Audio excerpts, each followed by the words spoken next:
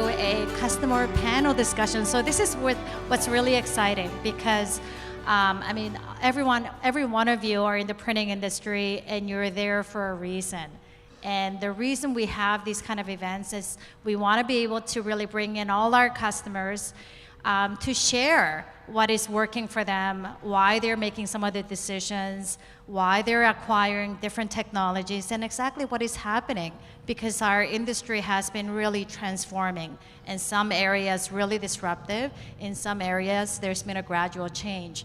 So we've invited our customers who's agreed to come and speak with what's going on, and Frank has agreed to moderate that event.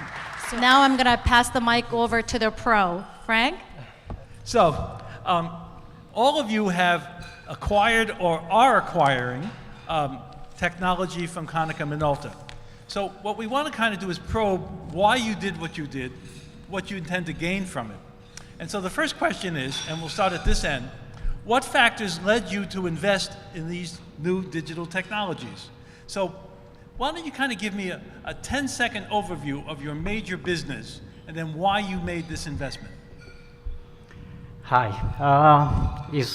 The world has changed. Since 1995, we started our business, and I felt that the digital world is coming very fast, and we had to change our thinking, and at the same time, that's the future. If you want to be on the long run in the business, you have to change. You have to be open to new ideas. The old way was going away. So that was one of the reasons that we went with Konica in order to go digital world. That's right. So Christine, same question. Just a quick overview of what your business and then why you made this investment. Okay, well, actually my background was manufacturing. I produced high-end binders, and one of my materials was an aluminum material. It was the only one in North America. So I always tend to take the road less traveled, and when I was trying to find something to add to our digital offerings in the print part of our business, this machine, the MGI, jet varnish and iFoil, just seemed like a perfect fit for us. So that has really taken us into the digital world in a completely 100% way. So, Patrick, same thing. Voice to me. So since we opened, we've always understood the importance of the digital market. We were one of the first to put in the QMDI when they have the direct imaging press from Heidelberg. And then as we evolved, we developed into having our own offset equipment, digital department, and then we have invested in the large format department. But then everything seems to be flattening out. You know, business is great, things are doing well, but what we're going to do for the next 5 years? And then this MGI machine came up, and we think it's definitely going to bring a lot of excitement back into the print product, and that's why we invested into this MGI machine that we're purchasing now. Thank you. Okay, Paul? Well, Belmont Press is a trade shop, and we do all the finishing for the printers, stamping, embossing, UV coating, lamination. And so we've decided to enter the digital world and try the MGI Evolution. And that will open the door to all the printers out there being a trade shop. That's bring everyone forward with us. That's what we're hoping for. So you're a finishing company that's getting into printing, as opposed to a printing company that's getting into finishing? No, I'm not printing. I'm finishing. Oh, I see. You're using the embellishment capabilities. Yeah, the the Evolution 3D jet varnish and iFoil machine. Ah, excellent. Okay, Petra, same question. What factors led you to invest, and what kind of a company are you? We're a print company, just off the street kind of idea. But I just wanted to get into something new and get into the trade end of things. I wanted something that nobody else was doing. And this seemed to be a good fit. That is the best answer I have ever heard, because from a marketing point of view, that's how you can make money. Mm-hmm. And, exactly. And so I'm going to start with you for the next question because it kind of ties in with that answer. What opportunities did you want to take advantage of? What was it about the machine in terms of what it did that you saw as an advantage? Well, we got the foil, the Meteor, and we've had customers come in looking for foil, but unless you're doing 10,000 cards, it's not worth your time, you know, with all the stamping and everything else that you have to get. So this brings us into the short run. You know, we can do, you know, the person that walks off the street and wants only 250 cards, we can actually do that. We can do 100 cards if we wanted to. And by the way, does Vistaprint compete up here? I probably will. I mean, they're selling 500 cards for, you know, like $10 in the U.S. Yeah, but I don't know if they're foiled cards, if that's No, that and price. that's the point. That's why printers who want to stay in that business need to do something that makes them stand out. Upscale, yeah. You That's need right. to move forward. Okay, Paul, same thing. What opportunities did you want to take advantage of? So in terms of the finishing, what were the things you were looking at? Well, we're looking at bringing the smaller customers back to us with the small runs. We've been doing quite a few larger jobs, obviously packaging, and this machine will help us do that. We'll be able to bring in the smaller runs and turn them around quickly for the customers. So which machine have you? It's the Evolution. It's the 27 or 29 by 47 inch press. That's the big one. That's the big one. This one, by the way, got the. If you haven't seen it, by the way, the Evolution is a machine that can handle 29 inches by 47 inches. That's correct. And it got the most attention at Drupa last year because of its ability to take sheets that were printed by any process and then add all this embellishment to them. And so you'll have the biggest one in North America at this stage. That's correct. First one in North America. So you expect or your customers who have Canada. been giving you offset printed sheets and other kinds of big sheets? That's correct. Yeah. That's very interesting. So this is a big investment for your company. Huge.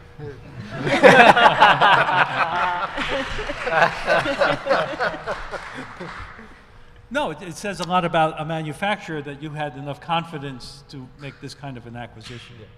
Okay, Patrick, same question.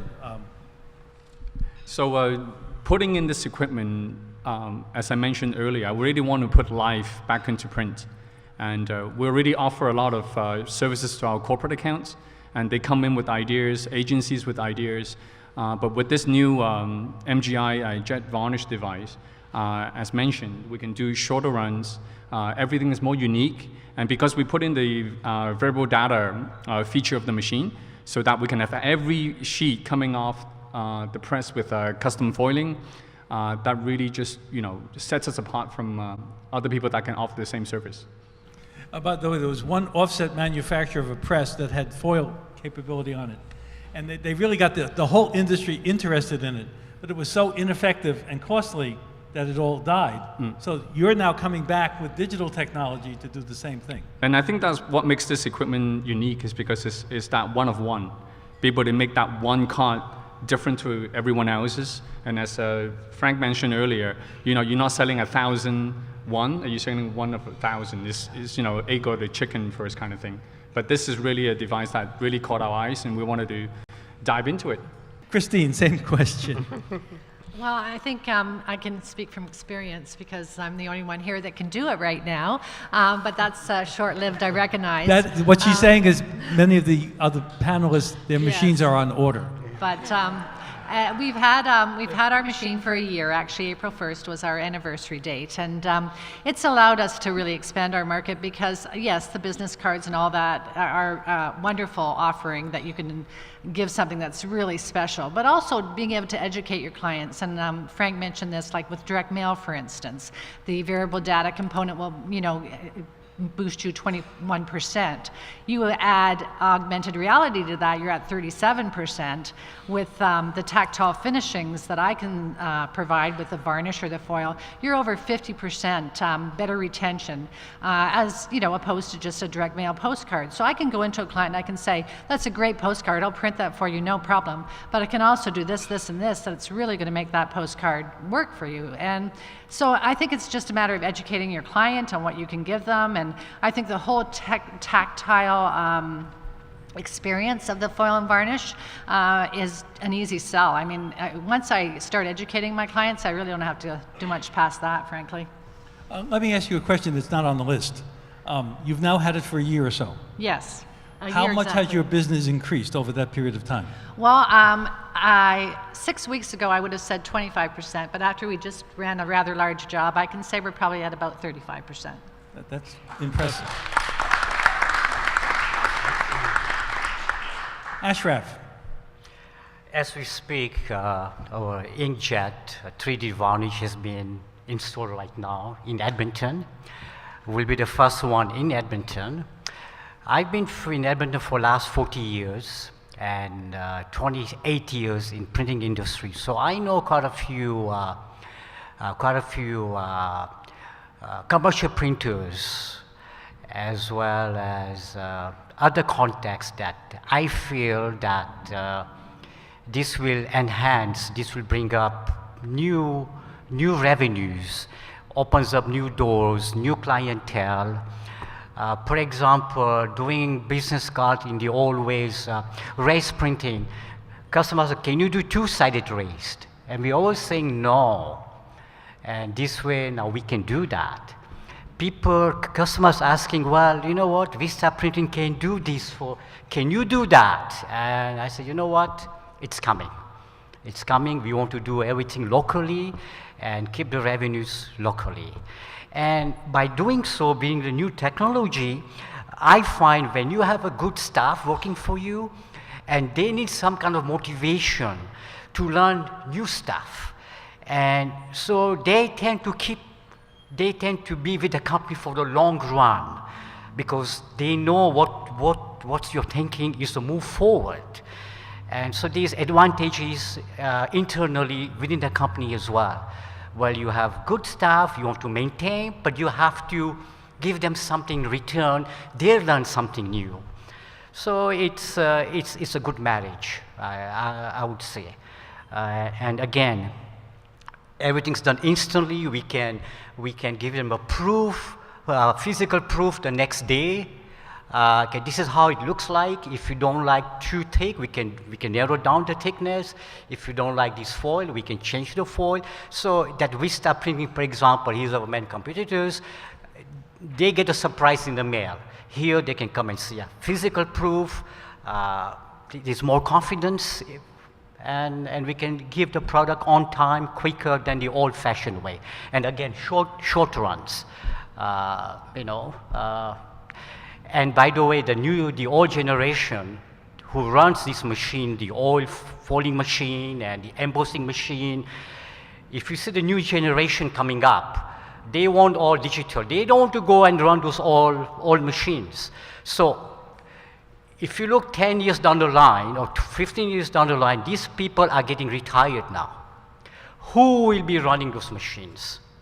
Okay? So, but if you put a young fellow from college, or a young girl. A young girl, okay, from college. They will be more interested to run this digitized world than running the old letterpress, for example. So this is a future that's why we feel that we should move forward, bring something new on the table, offer to our customers, say, hey, we can do this for you guys. It just makes the company look much better. That's my point. Yeah, thank you. What's interesting is you said the old-fashioned way, and yet we still make money from the old-fashioned way. And so really what you're finding is you've got to combine the old-fashioned way and the new-fashioned way, because that's where the money is going to be. That's correct, but I feel eventually these people are retiring. You mean the people who ran your presses? That's right. Presses or the foil presses or the embossing presses or and I really feel if you put a young person there, he won't last for too long. But we get calls at RIT all the time. We need an operator of a Miller 4-color press. Wait, we don't do that. No one does that at this stage of the game. So really you're going to have to train them from scratch. So that's the issue. However, new technology, again, there are plenty of people out there who can adapt and be trained on the new stuff very easily. It's not as complicated as before. In fact, our students at RIT used to do all the printing on the Cunard chips, and they were offset presses. And then they converted over to digital. And so now they say, well, we don't need your students anymore because we don't need trained people, which is very interesting. One, it's an insult, but it's another thing to say that the technology has changed the nature of the people who run our machines. So the next question is, what are you doing to promote? Now, some of you don't have your machines yet, but you must be doing something right now to promote the fact that it's coming in, and then you're going to do something after it comes in. Give us an idea what you've thought about. We have started talking to our contact people within the printing industry, and they are all excited about it, that we can do something locally here in Edmonton. Secondly is open houses. We are starting to talk to all the graphic designers as well, that this is possible. We'll give you a PDF file, and you can see how to make layers, for example, of this product, and you can come to our open houses and mass mail out of a postcard with all the different effects on it. So it goes to all the businesses, they look at the card, and we have our logo of our company, and the only one in Edmonton that might drive our business up. It's just educating the customer. Okay, look, we are trying to make all different samples. So if a customer walks in, you have the whole album to show them and get some ideas. So what I like about this one is merge data, where you can personalize every name in a foil. So when you go to the high-end companies, could be a Mercedes-Benz or BMW, or you go to Lafarge, concrete people, they have, it's big and they want to be a little different than anybody else company, you know, and you do their presentation folders, you can do their annual reports, their business cards. It makes them look better, little more posh outside, you know, and so that gives them the the look of the company much higher. So this is what I'm planning to do, and hopefully it will work. Thank you. Christine, you've now had the machine for over a year, so you've already found some things that work better than other things in promotion. What works the best? Well, I think first to just touch on that traditional way of doing it compared to how we do it now. I think there's always going to be a place for traditional foil and embossing. There are things that it can do that we can't do, but I think what the jet varnish machine brings really to the table is it brings back an artisan quality to printing that was getting lost. I mean, it was, you know, just a commodity, and the artisan part of it is what attracted me, actually. And so how I did it was I had obviously a client base already. When they would come into the shop and get their run done, I would give them a one-off, and I would varnish the cover for them, or I would, you know, put a bit of foil on something. And by the way, you don't have to give them the proof the next day, you can give them to it the next minute. Yeah. Yes, so you can literally have them sit there. By the time they have their coffee, you have their proof. And if they want to see something different, you can do it instantly. And that's really a powerful tool because they're blown away by it, you know?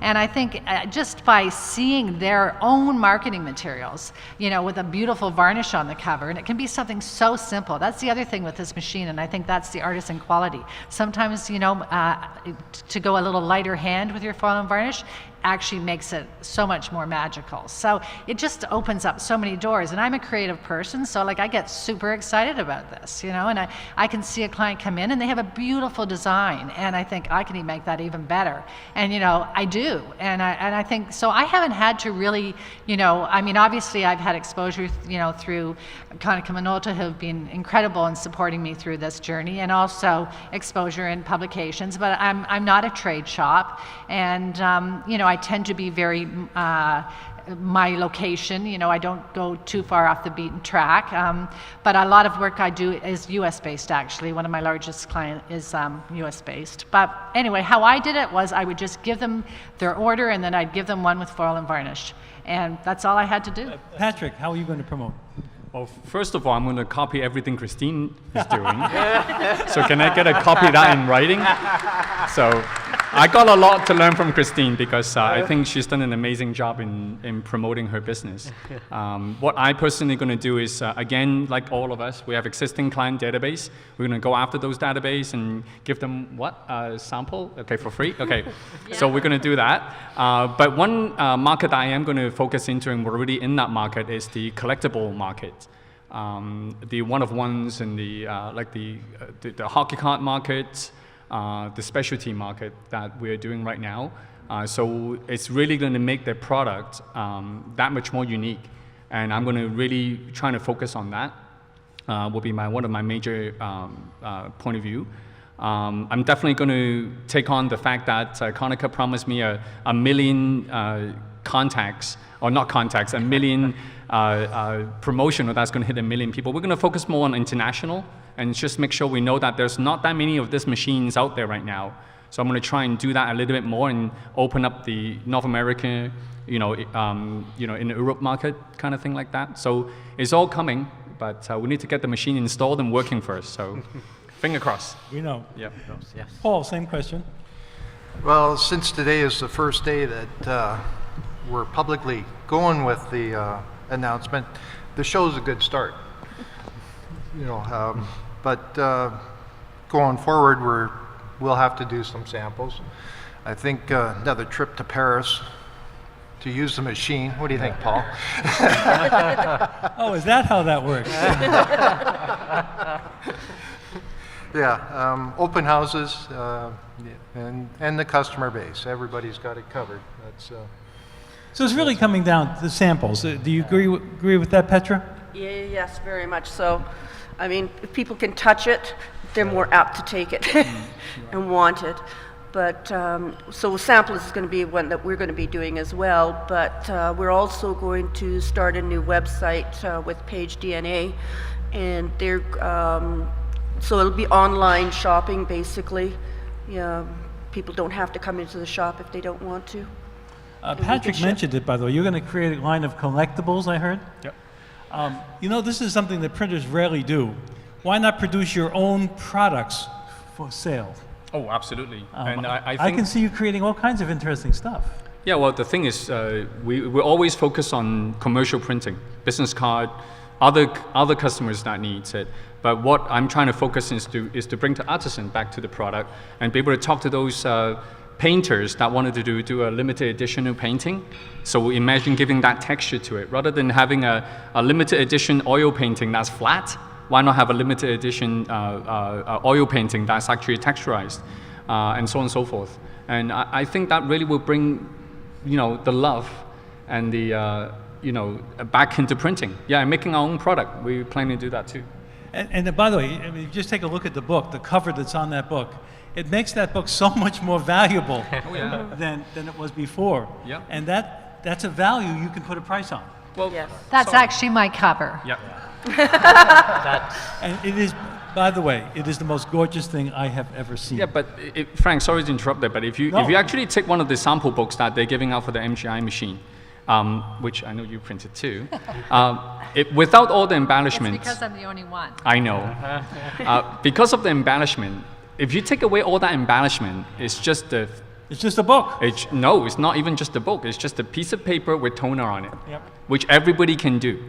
So what we have added now is that embellishment that make that 50 cents a copy or $1 copy into a $50 copy. So that's where it makes it very unique. And Christine knows about that. Yep. Can I interrupt here Of a course little you bit? can. Yeah. Bringing to This that. is our panel. Right, bring it to that point. We do lots of family books. And family books for people, there's no price to that. I mean, it's their family, their ancestors, and so on. Now, if you make that cover on a family book, something, really, really nice, so they can pass on to their grandchildren, what have you.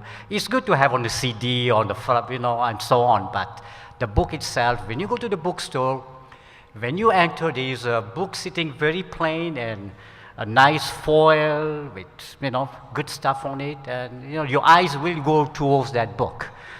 So we have a niche market there for family books, and We do lots of those, and I've talking to the people that ask, wow, that would be so nice to have something than just having a simple hardcover binding with the 3 lines of the foil of the family name. We can do something raised, we can do something different. You know, when we do the perfect softcover binding, we can create that for them. So that's one of the reasons that I felt that's market as well, because there's no price to the family book, you know. So yeah, thank you. I think you all have to hire Christine. No, because there's a level of artistic knowledge here that's important. One about the technology and the other about design. And they come together. And by the way, no school teaches this because it's also new. So how did you learn it? The hard way. No, I think you do have to have a bit of a creativity in your shop. It doesn't have to be you personally, obviously, but it's a vision too. But you know, I mean, I'm always looking for the next thing, and I know what I like, so it's as simple as that, really. But it is a learning curve. There's no doubt about that. So. Let's see here. Let's go to the later question here.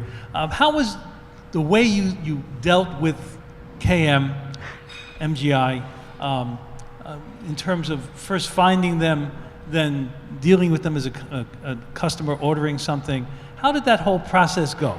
Let's start at this end. I had a great experience with Konica Minolta.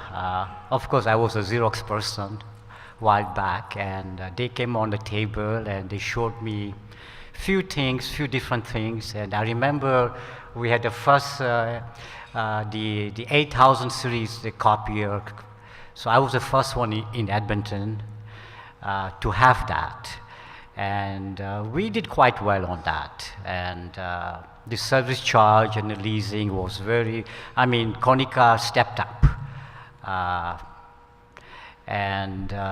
So the relationship started to get better as time goes, and the local salespeople and Rob from Vancouver, he approached this idea because he knew we have 2 companies. We have Budget Printing and Scan Copy Print. Budget does all the offsetting and digital as well, but Scan Copy is more geared towards digital and making books and so on. So we have 2 different worlds there. So we have put 2 together, and he came to visit me. Ashraf, this is what you should have this. And I mean, it's been 6-7 months, and I spoke to you as well, right?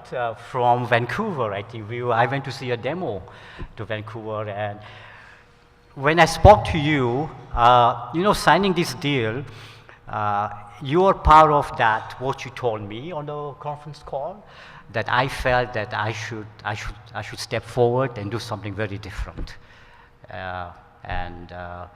seeing her success, and I'm hoping the same will be towards our success here. Yeah, thank you. Christine, how did you find them, or they find you? They actually found me. Shelley Squelch was my salesperson, and she was phenomenal. She found us, and we were a Xerox shop as well. No longer. We are now a Konica shop. We have a Biz Hub, and we have our Jet Varnish, and it's been great because Shelley and Paul were very, they didn't push me into making any decisions out of the gate, and you know what I wanted to do, because we were actually thinking, well, large format. I didn't know what direction we wanted to go, and when they saw the kind of work I did, they just knew it would be a perfect fit. So right from day one, I felt just secure about my decision, and that's why I feel responsibility that you listen to me. I wish my kids would, but you know, the fact is that I never had any second thoughts. I mean, I really just dove in that pool, basically. So, and Konica Minolta have been phenomenal. Good support. Patrick, when did you see the machine for the first time? Well, I saw it last year at the show, and it caught my eye right away. I just didn't have the bank account to buy it. So that was something I walked past, I didn't see. We've been a Konica Minolta client, customer for what, 13 years? Yeah, and we've always had Konica equipment in our office. Before that, I was a Canon shop. I've always been a Canon guy. I would say that if Canon makes a washing machine, I'll buy a Canon washing machine. If they make a car, I'll buy a Canon car. But until a brilliant line of product that came out from Konica that really took over that. We still have multiple pieces of Konica machines in our office. One that's been running for, over 8 years. A black and white 1050 that we have. It's still humming along. It's just, they've been trying to get me to buy a new one, but it's just working. That shows the service department, because I think service is everything. Yes. So we put about, 600,000 clicks through the machine every month, and it's just humming along. And the service guy is always here. They won't try and deliberately, break it, so I have to buy a new one. But since then, we did install a iGen 4 for more of our direct mail side of business. But this MGI would be a good experience, and we haven't installed it yet. So, like I said, finger crossed. Hopefully, everything goes smooth with that. If you need anything done, I can do it for you. I'll just send the work to you. Yeah, and then, but other than that, my experience with Konica Minolta has been positive, very positive. Thank you. Yeah. Paul, how did they find you, or you find them? They found me. They started sending me emails, trying to come in and see me, and I had nothing to do with it. And then they finally got a hold of one of my salespeople, and she dragged my son into the meeting, and that was it. Yeah, he decided we should have this machine, so here we are. So he saw something you didn't see? Yeah, well, I'm old school, I guess. I'd hire the kid. Yeah. Petra, how did you find them, or they find you? Oh, they found me at the right time. I was a Xerox customer too, and had enough of it.